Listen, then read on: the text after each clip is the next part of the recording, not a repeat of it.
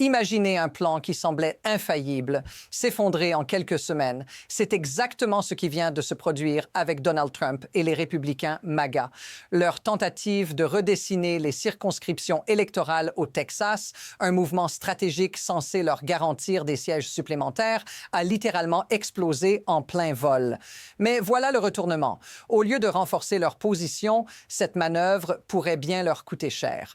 Et la question que vous devez vous poser maintenant est la suivante. Qu'est-ce qui a mal tourné dans leur plan et pourquoi cela pourrait-il bouleverser l'ensemble des élections de mi-mandat? Ce qui se passe ici ne concerne pas seulement un simple redécoupage électoral, c'est bien plus que ça. Restez avec nous pour découvrir pourquoi cette défaite pourrait être le début de la fin pour les ambitions de Trump et ce qui se profile à l'horizon. Au départ, tout semblait parfaitement calculé. Trump et les républicains MAGA pensaient que cette redéfinition des circonscriptions à mi-mandat au Texas allait leur offrir une victoire facile. 5 sièges supplémentaires et leur emprise sur le Congrès serait renforcée. Mais ce qui a commencé comme une opération secrète a tourné en fiasco total. Dès que la manœuvre a été mise en lumière, tout a commencé à s'effondrer. Et là où ça devient intéressant, c'est que ce n'est pas seulement un revers pour eux, c'est un véritable retournement de situation. En fait, cette tentative de manipulation pourrait bien offrir aux démocrates un avantage décisif. Oui, vous avez bien entendu, les républicains pourraient perdre là où ils pensaient gagner. Mais la vraie question reste: pourquoi cela s'est-il passé et qu'est-ce que cela signifie pour les élections à venir? Restez bien avec nous, car vous allez découvrir des détails qui changent tout. Et juste quand vous pensiez que ça ne pouvait pas devenir plus intéressant, voilà que la situation s'aggrave encore pour Trump et les républicains. Pendant que les partisans de Trump, comme le gouverneur du Texas, Greg Abbott, appelaient à un redécoupage rapide, les démocrates ont réagi avec une rapidité implacable. Le gouverneur démocrate de Californie, Gavin Newsom, a lancé une contre-offensive avec la proposition 50, un coup de maître, qui a secoué le jeu, mais ce n'est pas tout. En Virginie, des démocrates ont commencé à parler sérieusement d'un redécoupage à 10-1, une victoire nette. De l'autre côté, dans le Maryland, un autre groupe de démocrates a commencé à réécrire les règles et même à New York, un tribunal a invalidé une des circonscriptions de droite, affaiblissant encore la position des républicains. En tout, les démocrates ont commencé à prendre le dessus dans plusieurs États clés. Ce n'est pas juste une petite victoire, c'est un mouvement stratégique majeur. Mais attendez, ça devient encore plus explosif. Car pendant que Trump se bat pour ses redécoupages, quelque chose de bien plus surprenant se prépare en coulisses. Les choses prennent un tournant encore plus dramatique lorsqu'on se tourne vers l'Indiana. Trump avait espéré étendre son influence sur ce territoire avec des propositions de redécoupage qui auraient donné une avance décisive aux républicains. Mais là où ça devient vraiment fascinant, c'est que les républicains de l'État ont commencé à se rebeller contre l'idée de Trump. Un retournement rapide. Ils ont refusé de suivre ses ordres. Et pour quelles raisons? Les attaques personnelles de Trump contre des sénateurs républicains de l'Indiana. Oui, Trump a lancé une offensive virulente contre des figures de son propre camp. Résultat, un refus catégorique de soutenir ses projets. L'idée d'un redécoupage dans l'Indiana a été purement et simplement rejetée. Un échec brutal, non seulement pour Trump, mais pour tout le mouvement MAGA. Et cela pourrait coûter cher. Selon les experts, cette rebuffade pourrait désormais entraîner une perte de 5 sièges pour les républicains, une chute qui a pris tout le monde de court. Mais ce qui est encore plus intéressant, c'est ce qui pourrait se produire à l'échelle nationale si cet échec se répand dans d'autres États clés. Et là, le tableau devient encore plus sombre pour MAGA. Au fur et à mesure que les républicains subissent une série de revers, la pression augmente à Washington. Le climat est plus tendu que jamais et la colère gronde dans les rangs de MAGA. Mais ce n'est pas seulement à propos des redécoupages ou des sièges supplémentaires. Ce qui est en train de se jouer, c'est une bataille pour la légitimité. Les républicains n'ont pas seulement perdu des sièges, ils ont perdu l'initiative. Et là où cela devient vraiment inquiétant, c'est que tout ceci se passe sous les yeux du grand public. L'illusion d'une victoire facile commence à se dissiper et les démocrates commencent à sentir qu'ils peuvent exploiter cette faiblesse. Un exemple marquant, la montée en puissance de figures comme Rebecca Bennett, candidate démocrate pour le district du New Jersey, qui semble être en train de devenir une étoile montante. Sa campagne repose sur des valeurs simples mais puissantes. Remettre les intérêts des citoyens au centre du jeu. Elle ne se contente pas de réagir aux crises, elle en profite pour remodeler le paysage politique. Ce n'est pas juste une nouvelle voix dans le Congrès, c'est un message clair aux républicains. Leur position est de plus en plus fragile. Mais alors que les républicains voient leur stratégie s'effondrer, il est crucial de comprendre ce qui se cache derrière cette débâcle. Ce n'est pas simplement une série de défaites électorales, c'est le reflet d'un système qui permet à ces manœuvres politiques de se produire en toute impunité. C'est là que le véritable problème réside. Ce système n'a pas seulement favorisé les stratégies douteuses de Trump et de ses alliés, il a aussi permis qu'elles échouent de façon spectaculaire. Pourquoi?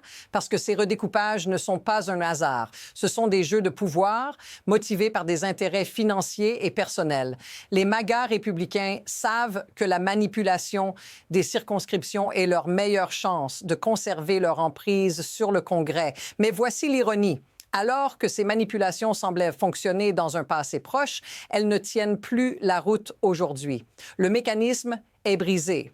Et même avec tous les leviers du pouvoir à leur disposition, les républicains se retrouvent piégés dans leur propre jeu. C'est une réflexion inquiétante sur la manière dont le pouvoir est utilisé, mais aussi sur la façon dont il peut se retourner contre ceux qui croient qu'il est infaillible. Et ce qui est fascinant, c'est que cette série d'événements pourrait bien être un tournant décisif pour les élections à venir. Mais où cela va-t-il nous mener? Il y a deux chemins possibles. D'un côté, les républicains pourraient se regrouper, réajuster leur stratégie et tenter une dernière offensive en réaffirmant leur emprise sur des circonscriptions clés. Ils pourraient essayer de manipuler à nouveau le système pour revenir dans la course en s'appuyant sur des redécoupages favorables ou en utilisant leurs alliés pour inverser la dynamique. Mais est-ce vraiment possible? Avec la pression croissante des démocrates, des figures montantes comme Rebecca Bennett et l'émergence d'une volonté de changement parmi les électeurs, cela pourrait être bien trop tard. L'autre voie, celle où les démocrates profitent de cette dynamique et prennent l'avantage, semble de plus en plus probable. Mais ce chemin est loin d'être certain. Oui, les républicains ont encore des ressources à leur disposition et ils n'ont pas l'intention de se laisser faire. La question qui se pose, mais cependant, est de savoir jusqu'où cette bataille peut aller avant que l'équilibre ne bascule définitivement. Mais au-delà des jeux politiques et des manœuvres électorales, la véritable question est celle de l'impact humain. Ce redécoupage ne concerne pas seulement les politiciens ou les experts en géopolitique, il touche directement les vies des citoyens ordinaires. Prenez un moment pour y penser. Ce sont des familles qui seront affectées par ces changements, des travailleurs qui perdront leur voix, des communautés entières qui seront redessinées sur la carte sans qu'on leur demande leur avis. Ce n'est pas juste un jeu de pouvoir, c'est une question de représentativité. Les gens dans des districts comme celui du New Jersey, où des candidats comme Rebecca Bennett se battent pour faire entendre la voix des citoyens, commencent à comprendre que ce système n'est plus en leur faveur. Si ce sentiment de déconnexion continue de grandir, si les électeurs se sentent ignorés et manipulés, nous risquons de voir une explosion de mécontentement à l'échelle nationale. Les conséquences seront peut-être plus grandes que ce que l'on imagine aujourd'hui. Alors, posez-vous cette question. Qu'est-ce qui arrivera si les électeurs en ont assez? Ce qui se cache derrière tout cela, c'est un système profondément ancré qui permet à des figures comme Trump et ses alliés de continuer à manipuler les règles sans qu'il y ait de véritables conséquences. Comment ce système fonctionne-t-il? C'est simple, il repose sur l'influence et l'argent. Les politiciens savent exactement comment exploiter les failles dans le processus électoral pour garantir leur réélection, souvent au détriment des citoyens. Mais voici la vérité que beaucoup évitent de dire. Ce système est conçu pour maintenir les inégalités. L'objectif n'est pas de servir le peuple, mais de garder les puissants dans le jeu en leur offrant des moyens toujours plus subtils de manipuler les règles. Ce n'est pas un hasard, si ces manœuvres sont souvent soutenues par des intérêts financiers ou des groupes de pression qui ne cherchent qu'à conserver leur pouvoir. Si cette dynamique continue, les conséquences y seront profondes. Mais le plus effrayant, c'est qu'elle se reproduira encore et encore. Alors, pourquoi ne voyons-nous pas une vraie réforme? Pourquoi le système semble-t-il toujours protéger ceux qui en profitent le plus? Alors, qu'est-ce qui va se passer maintenant? Nous avons deux trajectoires possibles et chacune d'elles semble plus incertaine que jamais. D'un côté, les républicains pourraient resserrer les rangs, chercher des compromis et tenter de redresser la situation avant que les élections de mi-mandat ne frappent. Ils pourraient encore profiter des dernières failles pour forcer des redécoupages ou utiliser des stratégies politiques de dernière minute pour regagner des sièges clés. Mais l'autre voie, la plus inquiétante, est celle où les démocrates profitent pleinement de cette occasion pour inverser les rôles, avec la montée de figures comme Rebecca Bennett et d'autres qui capitalisent sur l'agenda démocrate. Ils pourraient bien prendre le contrôle. Imaginez un instant un basculement total des sièges au Congrès, un renversement de pouvoir radical qui pourrait affecter chaque aspect des politiques nationales. Cela ne se joue pas seulement sur les résultats électoraux à court terme, mais sur la dynamique politique des années à venir. Mais au-delà des jeux politiques et des manœuvres électorales, la véritable question est celle de l'impact humain. Ce redécoupage ne concerne pas seulement les politiciens ou les experts en géopolitique, il touche directement les vies des citoyens ordinaires. Prenez un moment pour y penser. Ce sont des familles qui seront affectées par ces changements, des travailleurs qui perdront leur voix, des communautés entières qui seront redessinées sur la carte sans qu'on leur demande leur avis.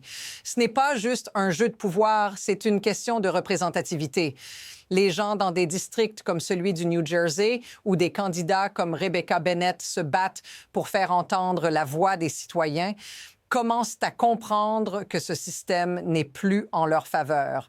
Si ce sentiment de déconnexion continue de grandir, si les électeurs se sentent ignorés et manipulés, nous risquons de voir une explosion de mécontentement à l'échelle nationale.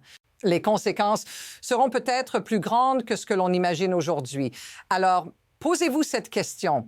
Qu'est-ce qui arrivera si les électeurs en ont assez?